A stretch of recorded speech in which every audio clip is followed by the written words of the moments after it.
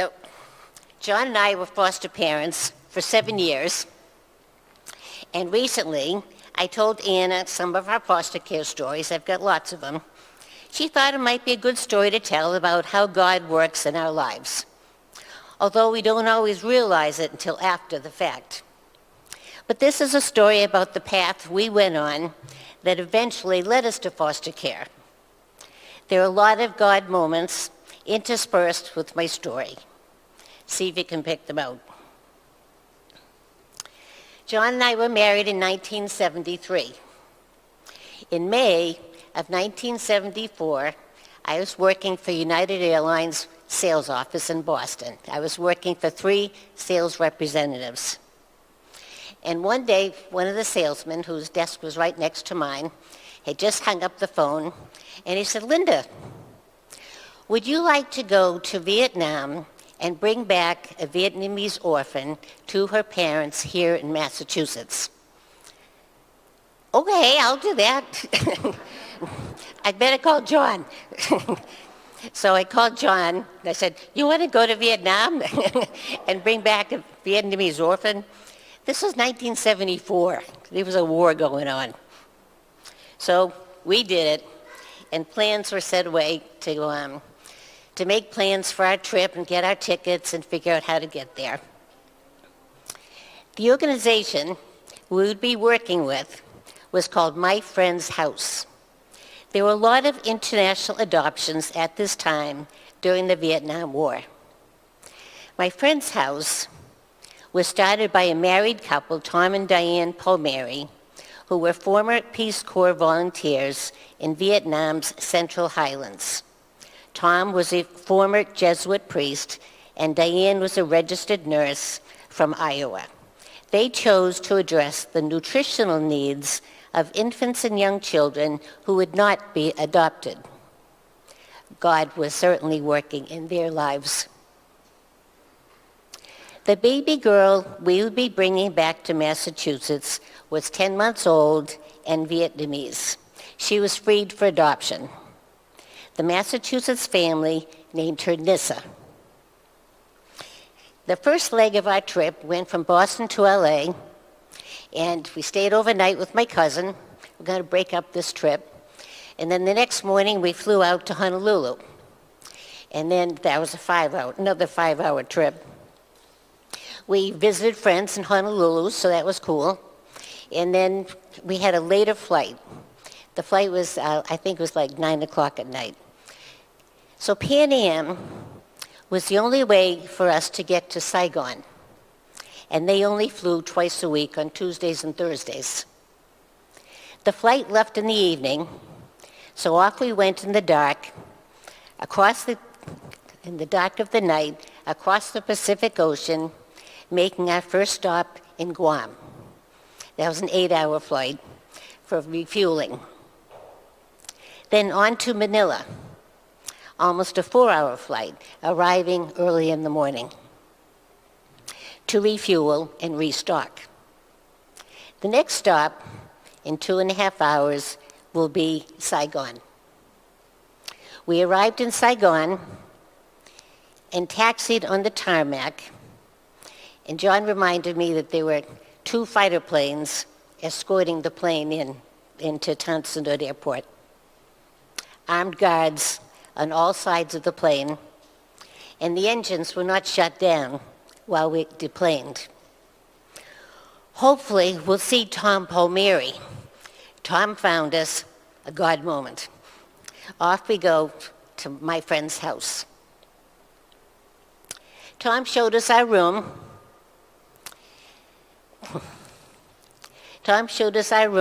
And we opened the door. These creepy crawly things were crawling on the walls.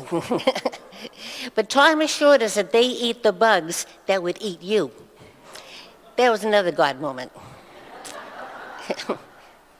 We get a tour, and John helped me write this stuff, so it sounds a little bit like a commercial real estate appraisal.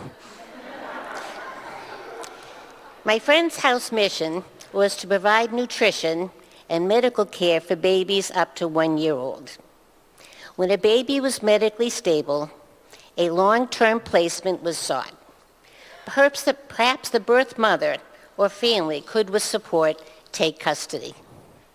Tom and Diane were also teaching nutrition to mothers so they could care for their babies.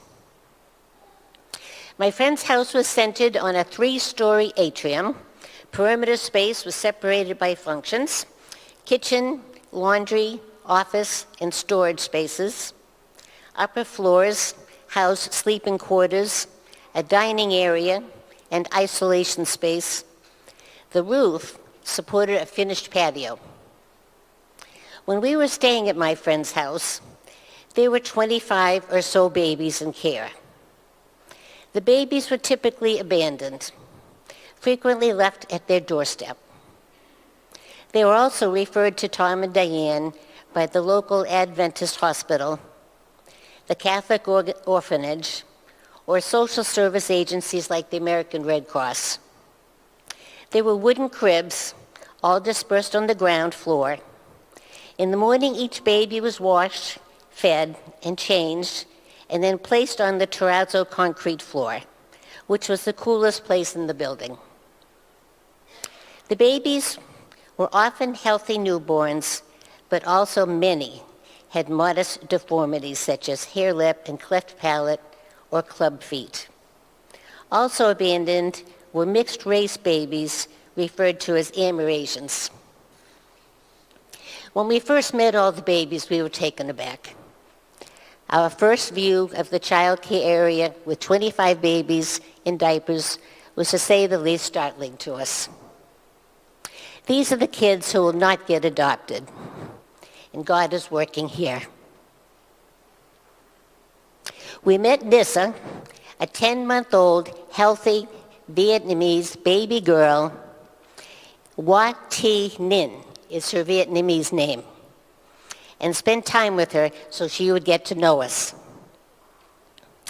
Tom and Diane took us out to dinner at a floating restaurant on the Mekong River.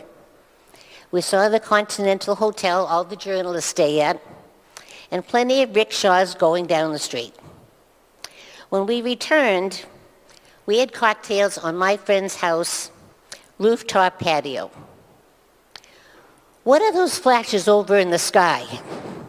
Tom assured me, "It must be heat lightning." Not sure if that was a God moment or not. 2 days have gone by now. Time is getting close to head back to the United States. I'll be on my own with Nissa. What do I need to know about taking care of a baby? I asked Tom, "How often do I change your diaper?" He said, "It all depends on your conscience." Back on Pan Am 747, looks like we're really doing this. Our comfort level was knowing we were returning to the United States. We were reversing our course, 2.5 hours to Manila with a long layover. When we got there, we were afraid to get off the plane for fear someone else would take our seat. Philippine immigrants were boarding, carrying their whole world with them. Then 4 hours on to Guam for refueling, and 8 hours to Honolulu, where we would go through customs and immigration. We had all Nissa's documents for immigration, but she wasn't being called for processing. We were the last people sitting at the gate.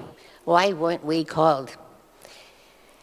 We had whatever documents we needed it for, and the place was empty. Finally, we heard, "Hoa Thi Ninh, Hoa Thi Ninh." It's like, oh my God, that's Nissa. Definitely a God moment. Then off to the West Coast and back on good old United Airlines and off to Boston. On the plane, we realized Nissa is attached to us. How do we handle giving Nissa to her mother at the airport gate, who had been waiting a long time for her baby?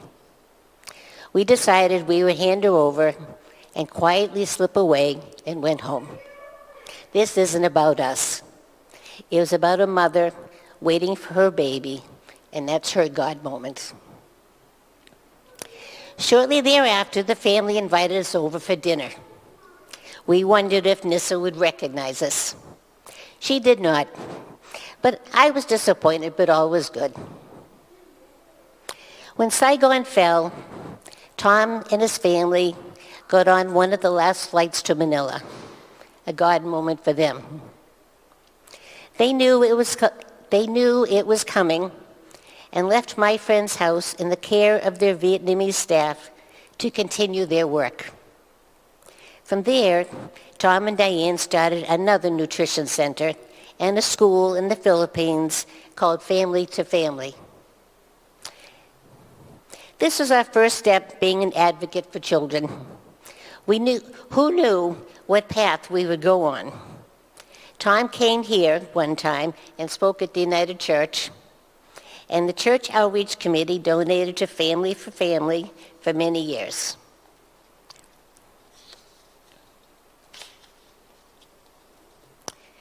That's our story from a long time ago.